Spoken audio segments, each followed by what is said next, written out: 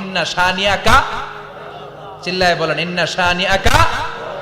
যারা আপনারা গালি দেয়, যারা আপনারা নিয়ে কটু কথা বলে, ওরাই লেস কাটা, ওরাই নির্বংশ, ওদের বংশকে আমি আল্লাহই নির্বংশ করে ছাড়ি। চিল্লায় বলেন ঠিক কিনা?